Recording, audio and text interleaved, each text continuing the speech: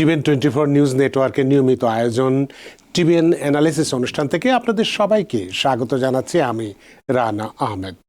সুপ্রিয় দর্শক, আপনারা এই মুহূর্তে যারা ঘরে টেলিভিশন সেটের সামনে বসে এই অনুষ্ঠানটি দেখছেন কিংবা আরেকটু পরে টেলিভিশন সেটের সামনে বসে আপনাদের এই প্রিয় অনুষ্ঠানটি উপভোগ করবেন, কিংবা এই মুহূর্তে যারা ফেসবুক লাইভে ঢুকেছেন অথবা আরেকটু পরে ফেসবুক লাইভে ঢুকবেন, কিংবা আরও পরে সময় সুযোগ মতো যারা ইউটিউবে অনুষ্ঠানটি দেখবেন, তাদেরকেও আগাম স্বাগত জানিয়ে রাখি। সুপ্রিয় দর্শক, আজকে নতুন বর্ষ আর কিছুক্ষণ পরই শুরু হবে, সে কারণে প্রথমেই আপনাদেরকে নতুন বছরের শুভেচ্ছা এবং ভালোবাসা জানাচ্ছি। সুপ্রিয় দর্শক, আপনারা যারা আজকে আমরা নিশ্চয়ই কথা বলবো ইমিগ্রেশন নিয়ে। ইমিগ্রেশন সংক্রান্ত গুরুত্বপূর্ণ একটি বিষয় আজকে আমরা নির্ধারণ করেছি। আমরা এতদিন শুধু ট্রাম্প সম্পর্কে নেগেটিভ কথা বলেছি, প্রেসিডেন্ট আমাদের ইলেক্ট ডোনাল্ড ট্রাম্প এইবার ইমিগ্রেন্টদের জন্য কি ভূমিকা পালন করবেন সেই বিষয়টি নিয়ে আমরা কথা বলবো। সে কারণে আজকে আমাদের যে বিষয়টি নির্ধারণ করছি সেটি হচ্ছে ইমিগ্রেন্টদের জন্য সুসংবাদ।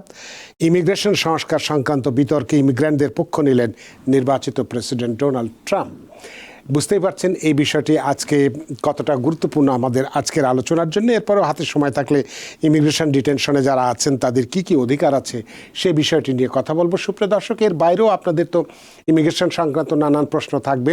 সেই প্রশ্নগুলো করবার জন্য আমাদের টেলিভিশন স্ক্রিনে যে টেলিফোন নম্বরটি ভেসে উঠেছে, তারপরেও আমি বলে দিচ্ছি 6463079828 এই নম্বরে ফোন করতে পারেন, কিংবা যাদের ফোন করতে একান্তই অসুবিধা হয় তারা আমাদের ফেসবুকেও প্রশ্ন রাখতে পারেন। আমরা সবগুলো প্রশ্নের উত্তর দেওয়ার চেষ্টা করব। এবং ইত্যকার এই সমস্ত বিষয়ে আলোচনা করবার জন্য আমাদের স্টুডিওতে উপস্থিত হয়েছেন আমাদের সকলের প্রিয়জন, প্রিয় মানুষ, প্রিয় মুখ, প্রিয় অ্যাটর্নি আহসান হাবিব। অ্যাটর্নি আহসান হাবিব, আপনাকে স্বাগত এবং নতুন বছরের শুভেচ্ছা। জি, ধন্যবাদ আপনাকে এবং সবাইকে নতুন বছরের শুভেচ্ছা, হ্যাপি নিউ ইয়ার। আপনাকেও অসংখ্য ধন্যবাদ যে অনেক কষ্ট করে এবং বৃষ্টি উপেক্ষা করে, বাইরে এখন প্রচণ্ড বৃষ্টি হচ্ছে, শীত, বৃষ্টি এবং সারাদিনের কর্মক্লান্ত সব কিছু উপেক্ষা করে আমাদের স্টুডিওতে উপস্থিত হয়েছেন এবং গুরুত্বপূর্ণ বিষয় আমরা আলোচনা করব। তবে অ্যাটর্নি আহসান হাবিবই আলোচনা করার আগে আমরা একটু যেতে চাই নতুন বছর, অর্থাৎ আজকে 2024 সাল আর 1 ঘন্টা বা কিছুক্ষণ পরেই শেষ হয়ে যাবে। নতুন বছর 2025 সাল আমাদের দ্বারে নক করছে ঠিক এই মুহূর্তে, অর্থাৎ আর কিছুক্ষণ পরেই। তা আমরা দি ভিউজ অনুষ্ঠানে এ সম্পর্কে ইতিহাস তথ্য তুলে ধরেছিলাম এবং আমাদের দর্শক শ্রোতাদেরকে জানিয়েছিলাম যে কোন দেশে কিভাবে এই নতুন বছর উদযাপন করে কিভাবে, সেটি আমরা আজকে তুলে ধরব। সেটি তুলে ধরার পরে আমাদের নির্ধারিত আলোচনায় ফিরে আসতে চাই। সুপ্রিয় দর্শক, সন্ধে 7টায় দি ভিউজ অনুষ্ঠানে নববর্ষের উত্থান সম্পর্কে সামান্য ঘটনা তুলে ধরেছিলাম এবং সে সময় বলেছিলাম আজকের টিভিএন অ্যানালিসিস অনুষ্ঠানে নিউ ইয়র্কের সহ পৃথিবীর বিভিন্ন দেশে নতুন বছরকে কিভাবে বরণ করা হয় সে সম্পর্কেও কয়েকটি দেশের সামান্য তথ্য তুলে ধরব। এরই ধারাবাহিকতায় আজকের অনুষ্ঠানে ইমিগ্রেশন নিয়ে নির্ধারিত আলোচনা শুরু করার আগে 2-4টি দেশের রোমাঞ্চকর উৎসবের কিছু তথ্য তুলে ধরছি। আশা করি আপনাদের অনেক ভালো লাগবে। তো প্রথমেই আমি আমেরিকা তথা নিউ ইয়র্কের ঐতিহাসিক টাইমস স্কোয়ারের বল ড্রপের মধ্যে দিয়ে ইংরেজি বর্ষবরণের ঘটনা তুলে ধরছি। তার আগে আপনাদের সবাইকে ইংরেজি 2025 বর্ষের অগ্রিম শুভেচ্ছা ও ভালোবাসা আবারও। সুপ্রিয় দর্শক, আর কিছুক্ষণ পরেই সেই মহেন্দ্রক্ষণ, যে ক্ষণটি উপভোগ করার জন্যে হাজার হাজার নিউ ইয়র্কবাসীর সাথে সারা পৃথিবী থেকে আগত কয়েক লক্ষ মানুষ এই হাড় কাঁপানো শীত এবং বৃষ্টি উপেক্ষা করে জড়ো হয়েছে ঐতিহাসিক টাইমস স্কোয়ারের বল ড্রপের কারুকার্য প্রত্যক্ষ করার জন্যে। আজ 31শে ডিসেম্বর রাত 11:59 বল ড্রপ ইভেন্টটি বিশ্বজুড়ে ইংরেজি নববর্ষ উদযাপনের একটি ঐতিহ্য হিসেবে স্বীকৃত। এই উৎসবটি প্রতি বছর লাখ লাখ মানুষের সরাসরি উপস্থিতিতে এবং বিশ্বের কোটি কোটি মানুষ টেলিভিশন এবং সোশ্যাল মিডিয়ার মাধ্যমে তা উপভোগ করে থাকে। এই বল ড্রপের ইতিহাস খুঁজলে আমরা দেখতে পাই টাইমস স্কোয়ারের বল ড্রপ উদযাপন শুরু হয় 1907 সালের 31শে ডিসেম্বর। বিশ্বখ্যাত নিউ ইয়র্ক টাইমস পত্রিকার প্রকাশক এবং টাইমস টাওয়ারের মালিক অ্যাডলফ অক্স এই উৎসবটি শুরু করেন নতুন বছরকে স্বাগত জানানোর জন্য। শুরুর দিকে অর্থাৎ প্রথম বছরের বলটি ছিল 5 ফুট ব্যাসার্ধের এবং 700 পাউন্ড ওজনের লোহার তৈরি, তাতে 100টি 25 ওয়াটের বাল্ব দিয়ে আলোকিত করা হয়েছিল। সেদিন বলটি টাইমস বিল্ডিংয়ের ছাদ থেকে নিচে নামানো হয়েছিল মাত্র। কালের বিবর্তনে, প্রযুক্তির উৎকর্ষতায় এবং সময়ের সাথে পরিবর্তিত হয়ে আজ বলটি ক্রিস্টাল এবং এলইডি প্রযুক্তির ব্যবহারে দর্শকদেরকে রোমাঞ্চিত করে। এই বলটি রাত ঠিক 11:59 টাইমস স্কোয়ারের একটি বিশেষ খুঁটি থেকে 60 সেকেন্ড সময় নিয়ে নিচের দিকে নেমে আসবে এবং বলটি পুরোপুরি নেমে আসার সাথে সাথে মধ্যরাতের ঘণ্টা বাজতে থাকবে। শুরু হবে নতুন বছরের গণনা। টাইমস স্কোয়ারে স্থাপিত এবারের বলটি 2025 সালকে বরণ করছে আরও আকর্ষণীয় ও মোহনীয় রূপে। এবছরের বলটি 2688টি ওয়াটারফোর্ড ক্রিস্টাল ত্রিভুজ দ্বারা সজ্জিত এবং তা 32,000 এলইডি লাইট দিয়ে তৈরি করা হয়েছে। এটি 16 মিলিয়নেরও বেশি রং এবং 1000-এরও বেশি প্যাটার্ন তৈরি করতে পারবে, যা টাইমস স্কোয়ারে উপস্থিত লক্ষ লক্ষ দর্শককে রোমাঞ্চিত করবে। শুধু তাই নয়, এই বল ড্রপ উৎসবটি আজ টাইমস স্কোয়ারের যেমন নতুন বছর উদযাপনের কেন্দ্রবিন্দু, তেমনি টাইমস স্কোয়ারের পরিচয় এবং ভালোবাসার প্রতীক হিসেবে বিশ্বের বিভিন্ন প্রান্তের মানুষকে এক সুতোয় গেঁথে ফেলে। এবার আপনাদেরকে পৃথিবীর আরও 2-1টি দেশের বর্ষবরণের আনন্দ মুহূর্তের সাথে পরিচয় করিয়ে দিই। প্রথমেই স্পেনে রাত 12টা বাজার সাথে সাথে সবাই 12টা করে আঙ্গুর খেয়ে হ্যাপি নিউ ইয়ারকে স্বাগত জানায়, কারণ তারা সবাই মনে করে এই আঙ্গুর তাদের জীবনের সৌভাগ্যের প্রতীক। জাপানিরা ইংরেজি অনুসারে 1 জানুয়ারি নববর্ষ পালন করে থাকে। তারা খারাপ আত্মাকে দূরে রাখার জন্য এ সময় বাড়ির বাইরে দড়ি দিয়ে খড়ের টুকরো ঝুলিয়ে রাখে। জাপানিরা এটাকে তাদের সৌভাগ্যের প্রতীক হিসেবে মনে করে। প্রার্থনা, ঘণ্টা বাজানো এবং বিশেষ খাওয়া দাওয়ার মধ্যে দিয়ে এই উৎসব পালন করে জাপানিরা। কোরিয়ায় নববর্ষ শুরুর সময় এদেশের অধিবাসীরা কেউই ঘুমায় না। তাদের বিশ্বাস, এ সময় ঘুমোলে নাকি চোখের ভুরু সাদা হয়ে যায়। কোরিয়াতে প্রায় সবাই সূর্যোদয় দেখে। বর্ণাঢ্য জমকালো অনুষ্ঠানের মধ্য দিয়ে নববর্ষের দিনটিকে পালন করে থাকে তারা। 1 জানুয়ারি নববর্ষে কোরিয়া পরিচিত হয় সিওনাল নামে। ব্রাজিলের রিও ডি জেনিরো সমুদ্র সৈকতে নববর্ষের সবচেয়ে বড় অনুষ্ঠানটি হয়। এর প্রধান আকর্ষণ জমকালো চোখ ধাঁধানো পোশাক পরিধান করে তারা। সমুদ্রে 7টি ডুব দিলে এবং 7টি ফুল ছুঁড়ে দিলে বছরটি খুব ভালো যাবে বলে তাদের ধারণা। থাইল্যান্ডে নববর্ষের নাম সংক্রান। থাইল্যান্ডে এপ্রিলের 13 তারিখ থেকে 15 তারিখ পর্যন্ত বৌদ্ধ নববর্ষ উৎসব হিসেবে এটি উদযাপিত হয়। এ সময় তারা রাস্তায় পানির পিচকারি বা বালতিতে বরফ নিয়ে সেই পানি দিয়ে সব কিছু ভিজিয়ে দেয়। এটি তাদের সৌভাগ্যের প্রতীক হিসেবে বিবেচিত হয়। ভিয়েতনামের কোচিমিন সিটিতে নববর্ষ যাপিত হয় 31 ডিসেম্বর। তাদের এই অনুষ্ঠানে রাস্তাঘাটকে পুষ্প ও আলোকসজ্জিত করা হয়। ভিয়েতনামের নববর্ষকে সংক্ষেপে টেট নামে অভিহিত করা হয়। ভিয়েতনামীদের বিশ্বাস, ঈশ্বর ঘরে ঘরে বাস করেন।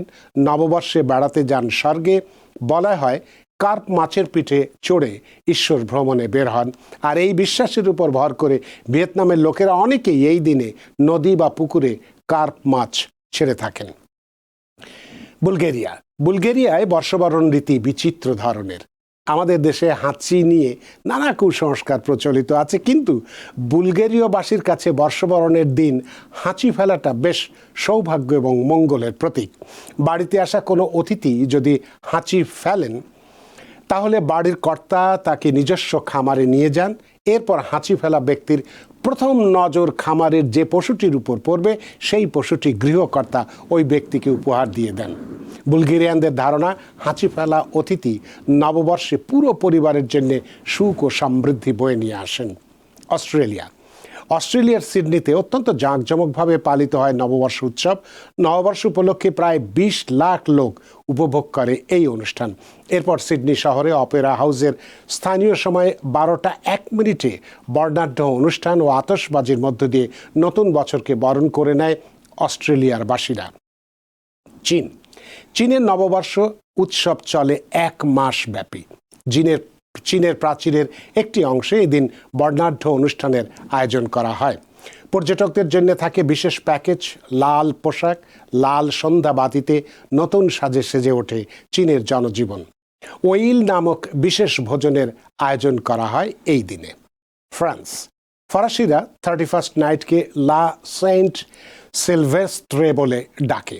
এদিন প্রতিটি গৃহে এক বিশেষ ভোজের আয়োজন করা হয়, যার নাম লে রেভেলিন ডি সেন্ট ভেস্ট্রে। এছাড়াও এদিনের উৎসবে ফরাসিরা প্যালে ডে রাইস নামক এক ধরনের কেক তৈরি করে। প্যারিসের প্রধান শহরগুলো রাতভর জেগে ঘটা করে নববর্ষের উৎসব পালন করে।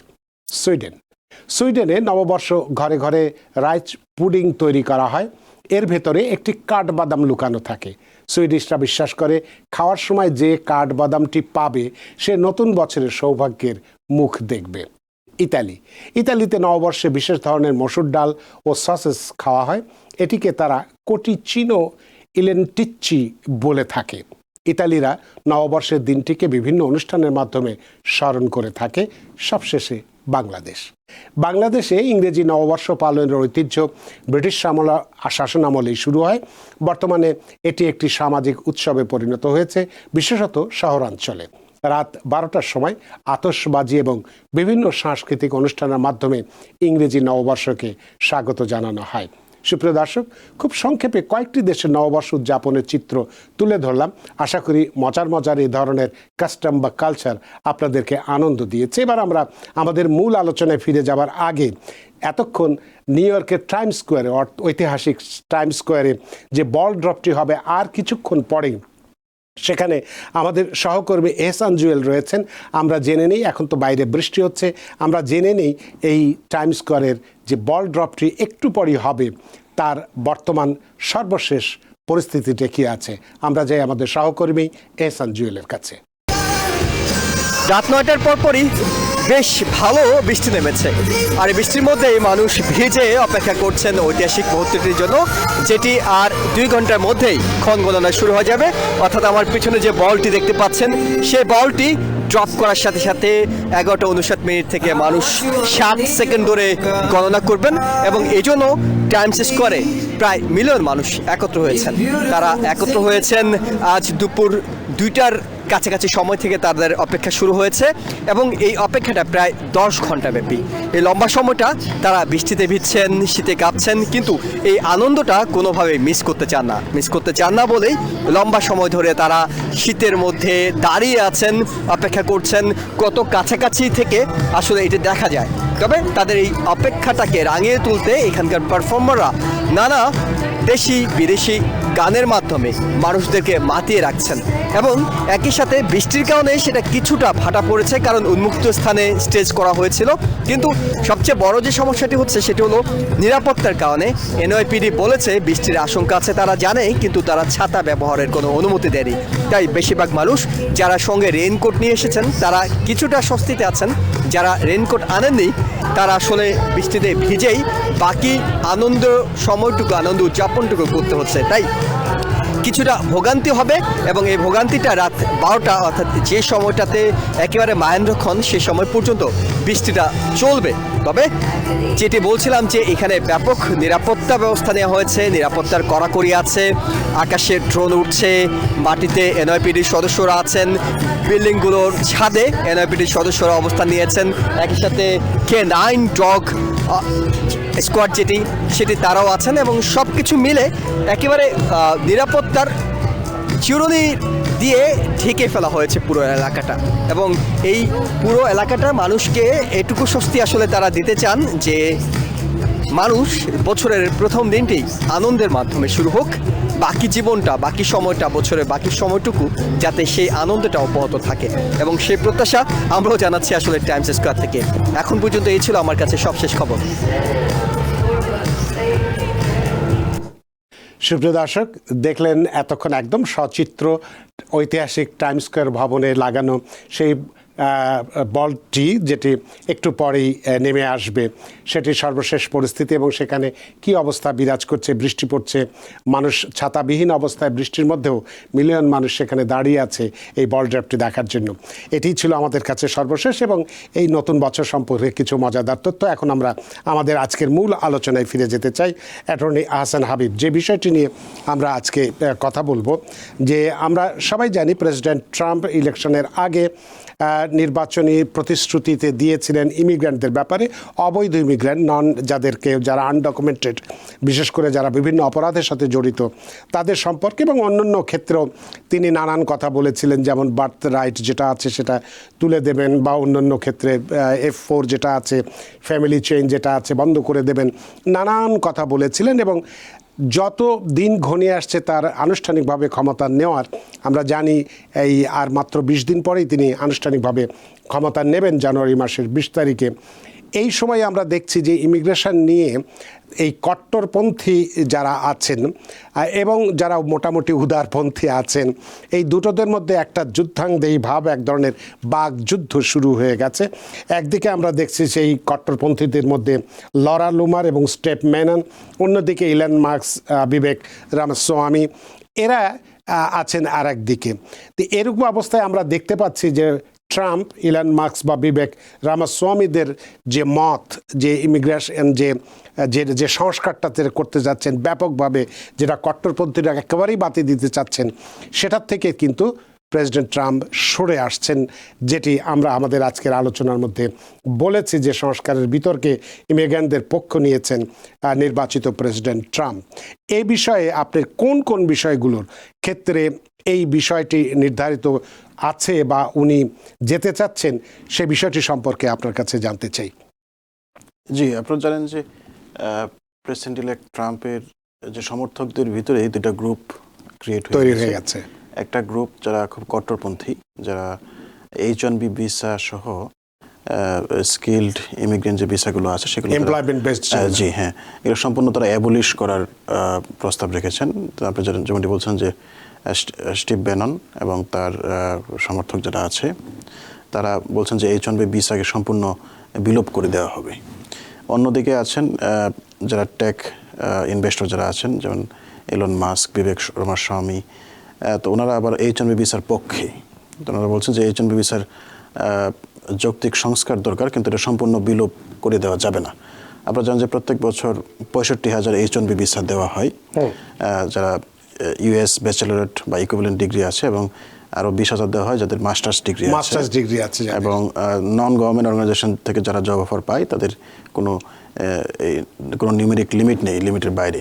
দ্যাট মিনস প্রতি বছর প্রায় 80 থেকে 1 lakh visa, non immigrant visa কিন্তু দেওয়া হয়, এবং এই ভিসাগুলো 3 বছরের জন্য ইস্যু করা হয়। 3 বছর পরে তারা আবার এটা রিনিউ করার জন্য চেষ্টা করতে পারে, সর্বোচ্চ 6 বছর পর্যন্ত এটা এক্সটেন্ড করা যায়। তো এই ভিসার মূলত বেনিফিশিয়ারি হচ্ছে আমাদের ইন্ডিয়া বা চায়না বা রিসেন্টলি আমাদের বাংলাদেশি স্টুডেন্ট যারা আছেন, হ্যাঁ, তারাও কিন্তু এই বেনিফিটটা পাচ্ছে। এখানে যারা ব্যাচেলার ডিগ্রি করেন অথবা যারা বাংলাদেশে আছেন কিন্তু তাদের পড়াশোনার যদি তারা ইকুইভ্যালেন্ট টু US ব্যাচেলারেট হয়, তারা কিন্তু বাংলাদেশ থেকে এটা আবেদন করতে পারেন। তার মানে এটা বিরাট একটা সুযোগ, বিশেষ করে স্পেশালিটি অকুপেশন যারা আছে, যাদের টেকনিক্যাল নলেজ আছে, যেমন IT ফিল্ড বা AI বা বিভিন্ন ধরনের স্টার্ট আপ, বা সেটা বিজনেস ফিল্ড হতে পারে, বিজনেস অ্যানালিটিক্স হতে পারে, লিগ্যাল ফিল্ড হতে পারে, মেডিকেল ফিল্ড হতে পারে। তো এই বিষয়টা যদি সম্পূর্ণ যদি বিলোপ করা হয়, তাহলে বিবেক রামাস্বামী এবং এলন মাস্ক তারা বলছেন যে এখানে যে টেক ইন্ডাস্ট্রি আছে এবং বিভিন্ন স্কিল্ড যে সেক্টরগুলো আছে সেগুলোতে ব্যাপক কর্ম সংকট ক্রিয়েট হয়ে যাবে। সেক্ষেত্রে তারা এই সেক্টরগুলো খুব ক্ষতিগ্রস্ত হবে। কিন্তু স্টিভ ব্যানন এবং তার অন্যান্য অনুসারী যারা আছেন প্রেসিডেন্ট ট্রাম্পের, যারা কট্টরপন্থী সমর্থক, তারা বলছেন যে এগুলো বিলোপ করা হবে। তা আলটিমেটলি এই বিতর্কে প্রেসিডেন্ট ট্রাম্প বলেছেন যে H1B ভিসা পক্ষে উনি আছেন, উনি H1B ভিসা পছন্দ করেন, এবং ওনার অনেক প্রপার্টিতে H1B ভিসা হোল্ডাররা কাজ করছে। উনি বিভিন্ন ধরনের রিয়েল এস্টেট ইনভেস্টমেন্ট আছে, তো উনি বলছেন যে H1B ভিসা হোল্ডাররা আমার এখানে কাজ করছে, সুতরাং আমি এটার পক্ষে। দ্যাট মিনস এটা আসলে মেসেজটা হচ্ছে যে মর্নিং শোজ দ্য ডে। হ্যাঁ, মানে প্রেসিডেন্ট ট্রাম্পের সমর্থকদের ভিতরে এই যে দুইটা গ্রুপ, একটা খুবই কট্টর আর একটা হচ্ছে একটু উদার, আপনি যেটা বলছিলেন। হ্যাঁ, সুতরাং আমরা যেমনটা আশঙ্কা করছিলাম যে ইমিগ্রেশন সম্পূর্ণ বন্ধ হয়ে যাবে বা কোনো ইমিগ্রেশনে থাকবে না, এটা মনে হয় যে সত্য না। প্রেসিডেন্ট ট্রাম্প যারা মোটামুটি যৌক্তিক সংস্কারের কথা বলছেন বা মেরিটোক্রেসি, এগুলোর পক্ষে কিন্তু উনি রায় দিয়েছেন। এটা অবশ্যই ইমিগ্রেশনের জন্য একটা গুড নিউজ। যে ইমিগ্রেশন সম্পূর্ণ বন্ধ হয়ে যাবে বা একদম রেডিক্যাল চেঞ্জ হবে বা কিছুই থাকবে না, এরকম কিন্তু না। হ্যাঁ, সুতরাং এটা বিরাট একটা গুড নিউজ আমি বলবো। তো এই বিতর্কটা কিন্তু শুরু হয় মূলত প্রেসিডেন্ট ট্রাম্পের একজন এআই অ্যাডভাইজার নিয়োগ দেওয়া হচ্ছে, উনি ইন্ডিয়ান বংশোদ্ভূত। ওনার নামটা হচ্ছে শ্রীরাম কৃষ্ণান। তো এটা নিয়ে মূলত বিতর্ক শুরু হয় যে ওনাকে আমেরিকান বর্ন না, ওনাকে কেন প্রেসিডেন্ট ট্রাম্পের অ্যাডভাইজার করা হবে।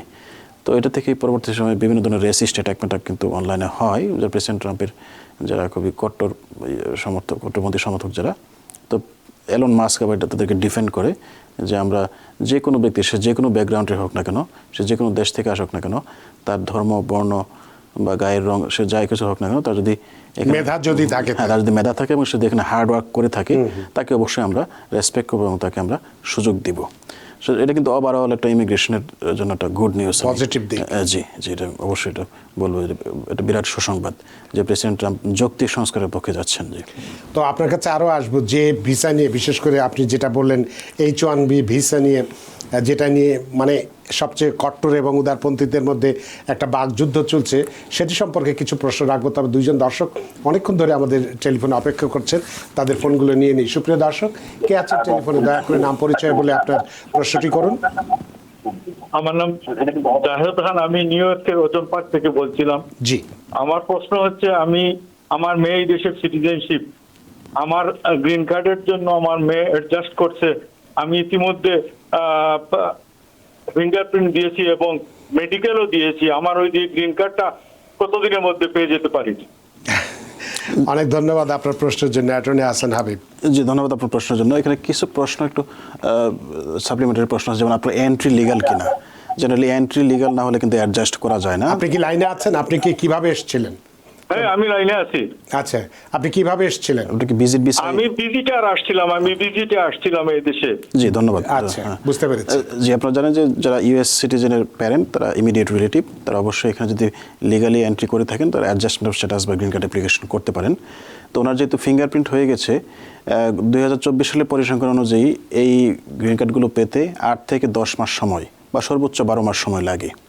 তবে হয়তো প্রেসিডেন্ট ট্রাম্পের সময় হয়তো বা জিনিসগুলো একটু স্ক্রুটিনাইজ হতে পারে, কারণ সব ধরনের ভিসার ক্ষেত্রে এখন স্ক্রুটিনাইজ বেশি হবে, হয়তো বা ইন্টারভিউ লাগবে। তা আপনি আপনার যে অ্যাটর্নির মাধ্যমে আবেদন করেছেন বা যার মাধ্যমে আবেদন করেছেন, তার সাথে আপনি টাচে থাকবেন এবং যদি কোনো রিকোয়েস্ট ফর এভিডেন্স বা কোনো ধরনের এভিডেন্স চাওয়া হয়, আপনি এটা সঠিকভাবে রেসপন্স করবেন। ধন্যবাদ।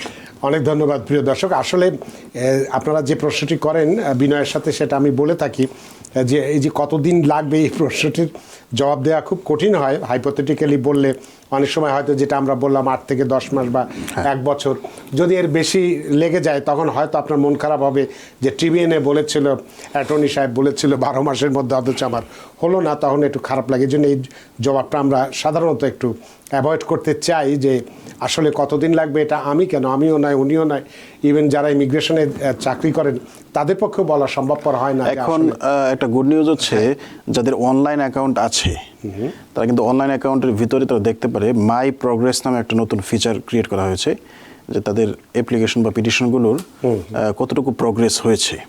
অনলাইন অ্যাকাউন্টের ভিতরে মাই প্রোগ্রেস থেকে এটা দেখা যায়। এবং USCIS এর ওয়েবসাইটে কিন্তু প্রসেসিং টাইমের একটা লিঙ্ক আছে, সেখানে আপনি ফর্ম নাম্বার বা এটা দিলে আপনি দেখতে পারবেন যে কোন সার্ভিস সেন্টারে আপনার অ্যাপ্লিকেশনটা পেন্ডিং আছে এবং এখানে কতদিন লাগছে, এটা কিন্তু দেখা যায়। জি, অনেক ধন্যবাদ প্রিয় দর্শক আপনার প্রশ্নের জন্য। আশা করি আপনার প্রশ্নের উত্তর পেয়েছেন। সুপ্রিয় দর্শক, কে আছেন টেলিফোনে? দয়া করে নাম পরিচয় বলে আপনার প্রশ্নটি করুন। হ্যালো, আসসালামু আলাইকুম ভাইয়া, আপনারা ভালো আছেন? জি আছি, আলহামদুলিল্লাহ। আচ্ছা ভাই, আমি একটা প্রশ্ন করব। আমার প্রশ্নটা হচ্ছে, যদিও এটা ইমিগ্রেশন সংক্রান্ত না, বাট আশা করি অ্যাটর্নি সাহেব আমার প্রশ্নটা আমাকে একটু গাইড করবেন। আচ্ছা, বলুন। আমার প্রশ্নটা হচ্ছে যে আমার হাজবেন্ড রিসেন্টলি উনি মারা গেছেন, তো আমাদের বাসা আছে কিন্তু ওর নামে ছিল। তো এখন একটা প্রভেট প্রসেস করে এই নামটা ট্রান্সফার করে আমার নামে আনতে হবে। তো এটা কিছু লোকরা বলতেছে সারোগেট কোর্টে যেতে হবে, লয়ার ধরতে হবে। তো আমি একটু জানতে চাচ্ছি আসলে এটাকে কোর্টে আমি নিয়ে যেতে পারবো নাকি একটা লয়ার ধরে যেতে হবে? না লয়ার যদি হয় তাহলে কোন ধরনের লয়ার আমি একটু মানে লয়ার সাথে কথা বলতে পারি? আমাকে যদি একটু গাইড করতেন। Thank you. অনেক ধন্যবাদ। একটা সাপ্লিমেন্টারি প্রশ্ন হচ্ছে, আপনার হাজবেন্ডের লাইনে আছেন? জি জি ভাইয়া আছে। আপনার হাজবেন্ডের কোনো উইল আছে কিনা? উনি কি কোনো উইল করে না, রেখে গেছেন? জি না, ওনার কোনো উইল নেই, উইল ট্রাস্ট এরকম কিছু নাই। জি ধন্যবাদ। জি, তো এটা হচ্ছে একটা এস্টেট ম্যাটার, এটা রিয়েল এস্টেট না, এটা হচ্ছে এস্টেট ম্যাটার আর কি। তো এস্টেট যারা estate attorney, ESTAT estate attorney, তারা এগুলো ডিল করে থাকেন। এবং আপনি যেমনটি বলছেন যে এটা সারোগেট কোর্টেই এটা অ্যাডমিনিস্ট্রেশন পিটিশন ফাইল করতে হবে। ফাইল করে কিছু ফর্মালিটি আছে যে অন্য কোনো উত্তরাধিকার আছে কিনা। যখন কোর্ট কনফার্ম হবে অন্য কোনো উত্তরাধিকার নেই, তখন স্বভাবত এটা ওনার যেহেতু যে যিনি মৃত, ওনার নিকটস্থ আত্মীয় যেমন স্ত্রী বা সন্তান যা, তারা কিন্তু এটা পাবেন। তো অবশ্যই আপনাকে সারোগেট কোর্টে যেতে হবে, গিয়ে এটা অ্যাডমিনিস্ট্রেশন পিটিশন ফাইল করতে হবে। তবে এই প্রসেসটা কিন্তু যথেষ্ট কমপ্লেক্স। তো আমি রিকমেন্ড করবো আপনি একজন এস্টেট অ্যাটর্নি হায়ার করেন। জি ধন্যবাদ। তার মানে আপনার নিজে যেটা বললেন যে আপনি নিজে যে পারবেন কিনা, যেহেতু এটা একটু কমপ্লিকেটেড বিষয়, সেক্ষেত্রে আপনি স্টেট অ্যাটর্নি যিনি আছেন তার একজনকে ধরে তার মাধ্যমে গেলে বিষয়টি খুব সহজ হয়ে যাবে। জি। আপনার প্রশ্নের জন্য ধন্যবাদ। সুপ্রিয় দর্শক, কে আছেন টেলিফোনে? দয়া করে নাম পরিচয় বলে আপনার প্রশ্নটি করুন। হ্যালো। হ্যালো, জি। আচ্ছা, আসসালামু আলাইকুম। ওয়ালাইকুম। আমি নাসরিন বলছি জি। লং আইল্যান্ড থেকে। আমার একটা কোয়েশ্চেন ছিল, সেটা হচ্ছে গিয়ে আমি তো ওনারা তো অন্য কথা বলছেন আমি দেখছি, কি? আমারটা তো মনে হয় না শুনছেন ওনারা।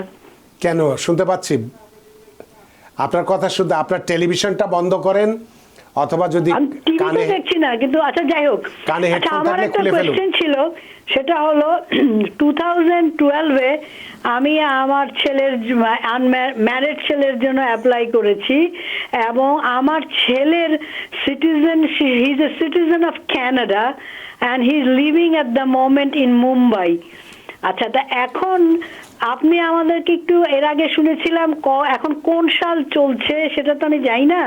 আমার ছেলে খোঁজ নিয়ে আমাকে বলল যে মা এখন 2011-এর ইয়ে হচ্ছে, প্রসেসিং হচ্ছে। এটা কি সঠিক কিনা?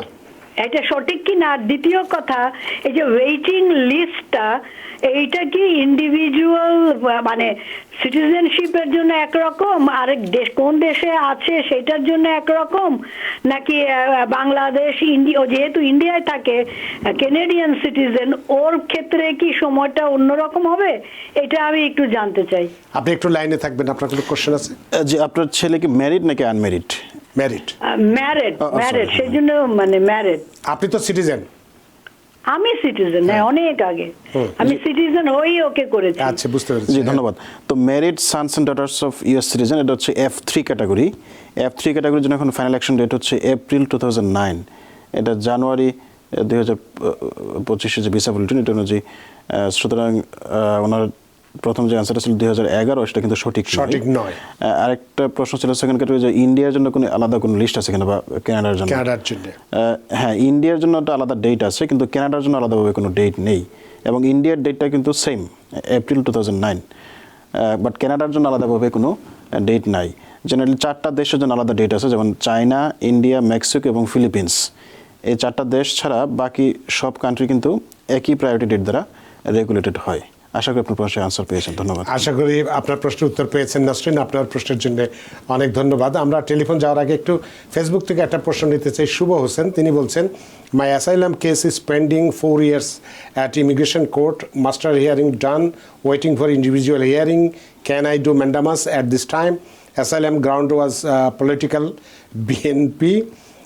There may be negative consequences if I file a mandamus or judge may deny my case.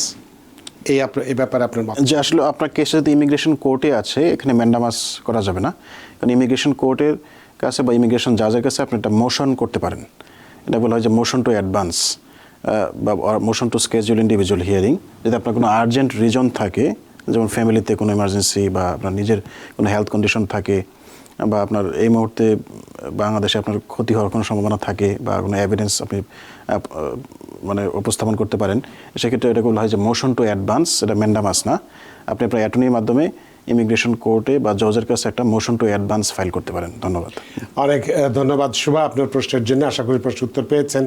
টেলিফোনে আরও দর্শক আছেন, আমরা আপনাদের সব টেলিফোন নেব, তবে একটা বিরতি নিতে চাই। বিরতির পরে এসে আপনাদের টেলিফোনগুলো নিব। সুপ্রিয় দর্শক, নিচ্ছে একটি ছোট্ট বিরতি, সে পর্যন্ত আমাদের সাথেই থাকুন।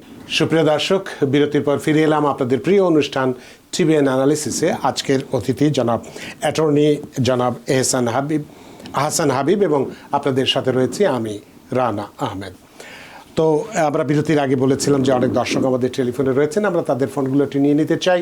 সুপ্রিয় দর্শক কে আছেন টেলিফোনে, দয়া করে নাম পরিচয় বলে আপনার প্রশ্নটি করুন। আসসালামু আলাইকুম। ইসলাম জি, শুনতে পাচ্ছেন? জি বলুন, আপনার নাম পরিচয় দিয়ে আপনার প্রশ্নটি করুন। জি, আমি সালমা বলছি বুকিং থেকে। আমার রিমুভাল অর্ডার ছিল, বাট আমার ভাওয়া কেস অ্যাপ্রুভ, তো পিডি রিকোয়েস্ট করা হয়েছে এবং পিডি রিকোয়েস্ট অ্যাপ্রুভ হয়েছে। এখন এটা কোর্টে সেন্ড করা হয়েছে যে জজের কাছে নাকি মোশন টু যে টার্মিনেট করার জন্য। আমার কোশ্চেন হচ্ছে এক্ষেত্রে কি আর কোনো সমস্যা হবে বা কত সময় লাগতে পারে, এটা একটু জানতে চাচ্ছি আমি অ্যাটর্নির কাছে। আপনার কোনো প্রশ্ন আছে? না, ধন্যবাদ আপনার প্রশ্নের জন্য। ধন্যবাদ আপনার প্রশ্নের জন্য। প্রথমে আপনাকে শুভেচ্ছা যে আপনার পিডি রিকোয়েস্টটি হোমল্যান্ড সিকিউরিটি অ্যাকসেপ্ট করেছে। দ্যাট মিনস এখন আপনি নিশ্চয়ই ইমিগ্রেশন কোর্টে motion to reopen and terminate যে প্রসিডিংস, সেটা করলেই আপনার আর কোনো রিমুভাল অর্ডার থাকবে না, বা আপনার ইমিগ্রেশন কোর্টের আপনার কোনো কেস পেন্ডিং থাকবে না। সেক্ষেত্রে আপনি এখানে স্ট্যাটাস অ্যাডজাস্ট করতে পারবেন। আপনারা জানেন যে ভাবা হচ্ছে একটা বিশেষ ধরনের কেস, যেখানে যদি কেউ ইলিগালিও এখানে এসে থাকে, যদি তার I-360 অ্যাপ্রুভ হয়ে থাকে, সে কিন্তু এখানে অ্যাডজাস্ট করতে পারবে বা গ্রিন কার্ডের জন্য আবেদন করতে পারবে। তা আশা করি যেহেতু হোমল্যান্ড সিকিউরিটি এগ্রি করেছে, এটা জয়েন্ট মোশন অফ যদি ফাইল করা হয়, জয়েন্ট মোশন টু টার্মিনেট, সেক্ষেত্রে হয়তো বেশি দেরি লাগার কথা না। ধন্যবাদ। অনেক ধন্যবাদ। আসলে আপনার বিষয়টি সুখবর, আপনার যেটা আজকের আলোচক বললেন, আপনি যেটা সমস্যার আশঙ্কা করছেন সেই ধরনের কোনো আশঙ্কা সম্ভবত নেই। সুতরাং আপনার প্রশ্নের উত্তর হয়তো পেয়েছেন এবং খুশি হয়েছেন। সুপ্রিয় দর্শক কে আছেন টেলিফোনে, দয়া করে নাম পরিচয় বলে আপনার প্রশ্নটি করুন। হ্যালো, আসসালামু আলাইকুম। আমি কুইন্স থেকে বলছি, আমার নাম সাবেরা। আমি অ্যাটর্নি হাবিব ভাইয়ের কাছে জানতে চাচ্ছিলাম যে আমি 2011-এ আমার ভাই বোনদের জন্য অ্যাপ্লাই করেছিলাম, এখন কতদিন আর লাগতে পারে, এটা একটা। আর সেকেন্ড কথা হচ্ছে যে যদি ওরা ট্যুরিস্ট ভিসায়, আমার আম্মা তো এখানে আছে, দেখতে আসতে চায়, আমার আম্মাও তো এখন যেতে পারে না, তা এখন কি ওরা ট্যুরিস্ট ভিসায় অ্যাপ্লাই করে আসতে পারবে কিনা। আর আমার শাশুড়ির জন্য সেকেন্ড একবার উনি এসে গেছিলেন 2012-এ, 1 বছর ছিলেন, পরে আর আসেন নাই। এখন ওনার কেসটা হয়েছে কি জানেন, অ্যাপ্রুভ হয়েছে, ওনার আর কতদিন লাগতে পারে? অনেক ধন্যবাদ সাবেরা আপনার প্রশ্নের জন্য। অ্যাটর্নি আহসান হাবিব। জি, প্রথম প্রশ্নটা ছিল 2011-তে ওনাদের প্রায়োরিটি ডেট। তো F4 ক্যাটাগরির জন্য এখন ফাইনাল অ্যাকশন ডেট হচ্ছে অগাস্ট 2007। দ্যাট মিনস যারা অগাস্ট 1 2007-এর আগে করেছেন তাদের কিন্তু এখন ভিসা দেওয়া হচ্ছে। তো আপনাদের ছিল 2011, সুতরাং আনফরচুনেটলি ওয়েট করতে হবে আপনাদের, মানে ভিসা পাওয়ার জন্য। হ্যাঁ, আর সেকেন্ড কোয়েশ্চনটা ছিল যে ট্যুরিস্ট ভিসায় তারা আসতে পারবে কিনা। যেহেতু ওনাদের মা এখানে আছে। জি হ্যাঁ, ট্যুরিস্ট ভিসাতে আসলে যে কেউ ট্রাই করতে পারে, তবে যেহেতু ইমিগ্রেন্ট ভিসা অলরেডি ফাইল করা আছে, ট্যুরিস্ট ভিসা চান্স কিন্তু খুবই কম। তো অনেক সময় তারা দিয়ে দেয়, যদি তাদের বিশ্বাস হয় যে না দে উইল গো ব্যাক, সেক্ষেত্রে তারা ট্যুরিস্ট ভিসা ট্রাই অবশ্যই করতে পারে। আর থার্ড প্রশ্নটি একটু ক্লিয়ার না। থার্ড প্রশ্ন, শাশুড়ি আসছিলেন 1 বছর আগে, সম্ভবত ওই ট্যুরিস্ট ভিসা নিয়ে এসেছিলেন, এখন তার কেসটা অ্যাপ্রুভ হয়ে গেছে, হয়তো ইন্টারভিউর জন্য কতদিন লাগতে পারে। এখন কে কার জন্য অ্যাপ্লাই করেছে কিন্তু দেখতে হবে। যদি ওনার হাজব্যান্ড করে থাকে, সেক্ষেত্রে প্যারেন্ট অফ US সিটিজেন যদি হয়ে থাকে, সেক্ষেত্রে অবশ্যই এটা খুব দ্রুত চলে আসবে। হ্যাঁ, 2-3 মাসের মধ্যে হয়ে যাবে। 2-3 মাসের মধ্যেই হয়ে যাওয়ার কথা। অনেক ধন্যবাদ সাবের আপনার প্রশ্নের জন্য, আশা করি প্রশ্ন উত্তর পেয়েছেন। সুপ্রিয় দর্শক কে আছেন টেলিফোনে, দয়া করে নাম পরিচয় বলে আপনার প্রশ্নটি করুন। আসসালামু আলাইকুম। ওয়ালাইকুম আসসালাম। আমি মাহাদি বলতেছি, মিশিগান থেকে। জি। তো আমার ওয়াইফের জন্য অ্যাপ্লাই করেছি 2022। জি। তো এটা কোয়ালিফাই হয়েছে 2024 মার্চে। জি। তো এখন 10 মান্থ হয়েছে, ইন্টারভিউ জন্য ওয়েট করতেছি, এখন কি করণীয় আর কি? আপনি সিটিজেন আর সিটিজেন? জি। অ্যাটর্নি আহসান হাবিব। জি, ধন্যবাদ আপনার প্রশ্নের জন্য। ডকুমেন্ট কোয়ালিফাইড হওয়ার পরে জেনারেলি 2 থেকে 3 মাস সময় লাগে। তো আমি জানি না কেন এটা এত সময় নিচ্ছে। জেনারেল ডকুমেন্ট কোয়ালিফাই হওয়ার পরে সিটিজেনশিপ এত সময় লাগার কথা না। 2024 মার্চে হয়েছে। তো যেহেতু বাংলাদেশে মাঝখানে একটু পলিটিক্যাল টার্মোইল ছিল, কয়েক মাস এম্বাসি বন্ধ ছিল, সেটা একটা কারণ হতে পারে। সেক্ষেত্রে আপনি ভিসা সাপোর্ট একটা ইমেল আছে ইউএস এম্বাসির, এখানে আপনি ইমেল করেন এবং যদি ওনার কোনো মেডিকেল রিজন বা কোনো কারণ থাকে সেক্ষেত্রে আপনি এক্সপারেট করার জন্য রিকোয়েস্ট করতে পারেন। এবার আপনার নিকটস্থ যে কংগ্রেসম্যান আছে আপনার সংশ্লিষ্ট এলাকায়, এই কংগ্রেসম্যানের অফিসের সাথে যোগাযোগ করে আপনি এক্সপারেট রিকোয়েস্ট করতে পারেন। ধন্যবাদ। অনেক ধন্যবাদ মাহাদি আপনার প্রশ্নের জন্য। সুপ্রিয় দর্শক আছেন টেলিফোনে, দয়া করে নাম পরিচয় বলে আপনার প্রশ্নটি করুন। আসসালামু আলাইকুম। আসসালাম। আমি মোহাম্মদ আখতারুজ্জামান, জামাইকা থেকে। জি।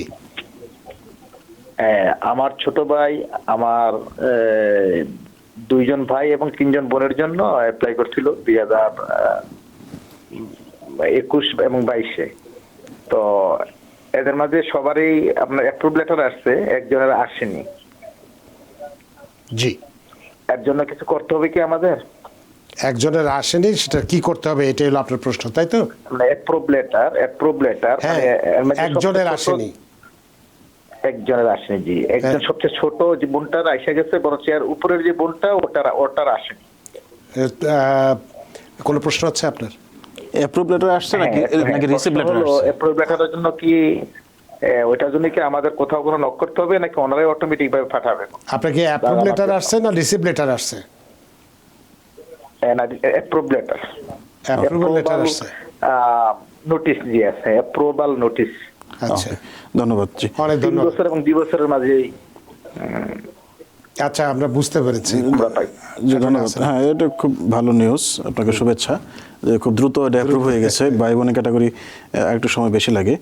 আর যে বোনের জন্য হয় নাই, সেটা আপনার ক্ষেত্রে ইউএসসিএস একটা কাস্টমার সার্ভিস নাম্বার আছে 1-800 নাম্বার, এখানে কল দিয়ে আপনি খোঁজখবর নিতে পারেন যে এই পিটিশনটাতে কোনো অ্যাডিশনাল এভিডেন্স লাগবে কিনা বা তাদের অন্য কোনো আউটস্ট্যান্ডিং রিকোয়ারমেন্ট আছে কিনা। তো আপনি ইউএসসিএস কাস্টমার সার্ভিস নাম্বারে কল দিলেই যে পিটিশনার, যদি আপনি কল দেন, আপনার নাম, ডেট অফ বার্থ, অ্যাড্রেস এবং আপনার যে রিসিট নাম্বারটা আছে এগুলো দিলেই তারা আপনাকে কেসটার সম্বন্ধে জানাবে। ধন্যবাদ। অনেক ধন্যবাদ প্রিয় দর্শক আপনার টেলিফোনের জন্য। সুপ্রিয় দর্শক কে আছেন টেলিফোনে, দয়া করে নাম পরিচয় বলে আপনার প্রশ্নটি করুন। জি, আসসালামু আলাইকুম। আসসালাম। জি, আমি মোহাম্মদ সাইফুল ইসলাম বলতেছি স্ট্যাটেন আইল্যান্ড থেকে। জি। আমি কল দিছিলাম, আমি আপনার অ্যাসাইলাম উইন করছি 22 সালে। তো আমি 1 বছর পরে গ্রিন কার্ড অ্যাপ্লাই করছিলাম। জি। তো আজকে 250 দিন হয়েছে। Green card, double document, work permit তিনটা একসাথে অ্যাপ্লাই করছি। ওয়ার্ক পারমিট পাইছি, তো ডাবল ডকুমেন্ট আর গ্রিন কার্ড আপনার ডাবল ডকুমেন্টটা জুরিসডিকশনে আছে, ওটার মানে এটা বুঝি না। আর আমাদের কি টার্ম আসতে কি কার্ড আসতে কি সময় লাগবে কিনা, বা আর গ্রিন কার্ডটা ফিঙ্গারপ্রিন্ট বা সেটাই দেখাইতেছে, আর কিছুই দেখাইতেছে না। এখন আমাদের বা কার্ডটা আটকে দিব কিনা, কি বা আমাদের করণীয় সেটা সমস্যা হবে কিনা। অনেক ধন্যবাদ সাইফুল আপনার প্রশ্নের জন্য। অ্যাটর্নি হাসান হাবিব। জি, ধন্যবাদ। আমার মনে হয় যারা অলরেডি কেস যাতে গ্রান্ট হয়েছে তাদের তো কোনো অসুবিধা হওয়ার কথা নয়। জি, সুতরাং এরপরে আমাদের জানুয়ারি 20 তারিখ মধ্যে ওয়েট করতে হবে যে অ্যাকচুয়ালি কি এক্সিকিউটিভ অর্ডার আসে, এটা দেখে আমরা অ্যাডভাইস করতে পারবো। বাট আমার মনে হয় যাদের অলরেডি কেস গ্রান্ট হয়েছে এবং যারা যথাযথভাবে ফাইল করেছেন পিটিশনগুলো, তাদের ভয় পাওয়ার কিছু নেই। এবং তাদেরকে, কারণ যে কোনো আইন কিন্তু পিছন থেকে কার্যকর হয় না, এটা একটা আইনের এটা বেসিক প্রিন্সিপাল। সুতরাং আমার মনে হয় না যে আপনার দুশ্চিন্তার কিছু আছে। ধন্যবাদ। তো সেক্ষেত্রে যে ট্রাভেল ডকুমেন্ট বললো জুরিডিকশন আছে, জুরিডিকশন বলতে ট্রাভেল ডকুমেন্ট মোটামুটি অনেক সময় 11 থেকে 12 মাস সময় লাগে। উনি বলেন 250 দিন। হ্যাঁ, তো মনে হয় যে 2022 সালে অ্যাসাইলাম উইন করেছেন। হ্যাঁ, তো আপনার মনে হয় যে আরো কিছুদিন ওয়েট করতে হবে। হ্যাঁ, গ্রিন কার্ডের ক্ষেত্রেও তাই। গ্রিন কার্ডের ক্ষেত্রে আরো বেশি ওয়েট করা লাগতে পারে, অনেক সময় এটা 2 বছর লেগে যায়। জি, শুধুমাত্র ফিঙ্গারপ্রিন্ট হয়েছে। হ্যাঁ, আপনার সময় লাগবে আপনার। জি, অনেক ধন্যবাদ সাইফুল আপনার প্রশ্নের জন্য। আশা করি প্রশ্ন উত্তর পেয়েছেন। আমাদের হাতে সময় নেই, যদিও আপনার কাছে একটু আমি H1B ভিসা নিয়ে একটু কথা বলতে চাই। 1 মিনিটে যদি বলেন যে এই H1B ভিসাটা আসলে কি? আমি আগে যেটা বলছিলাম, এটা একটা নন ইমিগ্রেন্ট ভিসা। এটা বছরে 65,000 ভিসা দেওয়া হয়। এছাড়া 20,000 দেওয়া হয় যারা এখানে মাস্টার্স ডিগ্রি আছে। এছাড়াও যদি কোনো নন প্রফিট অর্গানাইজেশন কাউকে স্পন্সর করে, হ্যাঁ, নন গভর্নমেন্ট বা নন প্রফিট অর্গানাইজেশন যারা, সেক্ষেত্রে কিন্তু কোনো ক্যাপ নেই, তাদের কোনো নিউমেরিক লিমিট নেই। দ্যাট মিনস যে কোনো সময় তারা আবেদন করতে পারেন এবং অক্টোবর থেকে ভিসাটা ইস্যু করা হয়। তবে রেজিস্ট্রেশন প্রসেস শুরু হয়ে যায় কিন্তু একদম ফেব্রুয়ারি বা মার্চ থেকে। এবং এটা বাংলাদেশ থেকে বসে কিন্তু যে কেউ অ্যাপ্লাই করতে পারে যদি তারা এখানে স্পন্সর থাকে। সুতরাং বাংলাদেশি তো আপনারা জানেন যে অনেক তরুণ আছেন যারা ব্যাচেলর ডিগ্রি আছে বা মাস্টার্স ডিগ্রি আছে বা অনেকে পিএইচডি করছেন, তারা কিন্তু তাদের ট্রান্সক্রিপ্টগুলো ইভ্যালুয়েশন করে এই H1B ভিসার জন্য চেষ্টা করতে পারেন তাদের যদি এখানে কোনো স্পন্সর থাকে। যেহেতু বাংলাদেশের একটা অপার সুযোগ আছে, কারণ ইন্ডিয়া এবং চায়না থেকে বেশি এসে থাকে। হ্যাঁ, এবং ইন্ডিয়া এবং চায়নার অনেক ব্যাকলগ আছে, তাদের অনেক ব্যাকলগ আছে, বাংলাদেশ কিন্তু এই ব্যাকলগটা নাই। সুতরাং যেহেতু ডোনাল্ড ট্রাম্প একটা পজিটিভ ইন্ডিকেশন দিয়েছেন যে H1B ভিসা থাকবে এবং মেরিটোক্রেসি থাকবে, এবং উনি কিন্তু এটাও বলেছেন যারা এখানে এসে পড়াশোনা করবে, এটা অ্যাসোসিয়েট ডিগ্রি হোক, ব্যাচেলার্স ডিগ্রি হোক বা মাস্টার্স ডিগ্রি হোক, তাদেরকে সরাসরি তাদেরকে গ্রিন কার্ড দেওয়ার একটা প্ল্যান দেবে। তাদের আগে যেরকম ফেরত দেওয়া হতো এখন আর ফেরত দেবে। এই রিফর্মগুলো মনে হয় যে খুবই পজিটিভ, এবং এটা আমার মনে হয় যে আমাদের বেশ ছাত্র যারা আছে, যারা পড়াশোনা করছে বা পড়াশোনা গ্রাজুয়েশন করেছেন, তাদের এই একটা খোঁজখবর রাখা উচিত এবং এই সুযোগগুলো নেওয়া উচিত। ধন্যবাদ। অনেক ধন্যবাদ অ্যাটর্নি আহসান হাবিব, আপনাকে আবারও অসংখ্য ধন্যবাদ। যে বললামই বাইরে প্রচণ্ড বৃষ্টি হচ্ছে, শীত এবং সারাদিনের কর্মব্যস্ততা উপেক্ষা করে আমাদের স্টুডিওতে উপস্থিত হয়েছেন, তাও আজকে 31st নাইট, বছরের শেষ দিন, এবং আজকে খুব গুরুত্বপূর্ণ একটা বিষয় নিয়ে কথা বলেছি, যেটা নিয়ে মানুষ সবসময় আতঙ্কিত ছিল, ভয়ের মধ্যে ছিল যে প্রেসিডেন্ট ইলেক্ট ট্রাম্প কী করেন ইমিগ্রেন্টদের নিয়ে। সুতরাং সে বিষয়টি মোটামুটিভাবে আমরা পরিষ্কার করতে পেরেছি, যদিও আমরা জানি আগামী 20 তারিখের আগে আমরা যাই বলি না কেন, এটা মোটামুটি হাইপোথেটিক্যালি বলা হবে। প্রকৃতপক্ষে কী ঘটনা ঘটবে সেটা 20 তারিখের পরে আমরা জানতে পারবো। তারপরেও আপনাকে অসংখ্য ধন্যবাদ, আপনার এই চমৎকার আলোচনা এবং দর্শকদের অনেক টেলিফোনের জবাব দিয়েছেন, আপনার ঋদ্ধ এবং প্রাণিত। আপনাকে ধন্যবাদ, নতুন বছরের শুভেচ্ছা, এবং দর্শকদেরকেও হ্যাপি নিউ ইয়ার। আপনাকেও অসংখ্য ধন্যবাদ এবং নতুন বছরের শুভেচ্ছা। সুপ্রিয় দর্শক, এতক্ষণ আমরা আলোচনা করেছি যে ইমিগ্রেশন সংস্কার সংক্রান্ত বিতর্কে ইমিগ্রেন্টদের পক্ষ নিয়েছেন ডোনাল্ড ট্রাম্প, সেটি সম্পর্কে আমরা আলোচনা করেছি, এবং সর্বপ্রথমে আমরা নতুন বছরের সারা পৃথিবীতে কিভাবে নববর্ষ উদযাপিত হয়, কী ধরনের কালচার উদযাপিত হয় তারা, সেগুলো নিয়ে আমরা কথা বলেছি। আশা করি আজকের অনুষ্ঠান আপনাদের যথেষ্ট ভালো লেগেছে। সুপ্রিয় দর্শক, যে যেখানেই থাকুন, ভালো থাকুন, সুস্থ থাকুন, নিরাপদে থাকুন TVN 24 টেলিভিশনের সাথেই। আজকে শুভ নববর্ষ, শুভরাত্রি। TVN 24 টেলিভিশন দেখতে আজই কল করুন 7187776556। লগ ইন করুন www.totalcablebd.com। নিউ ইয়র্ক থেকে সম্প্রচারিত TVN 24 টেলিভিশন বিশ্বজুড়ে বাঙালির কণ্ঠস্বর।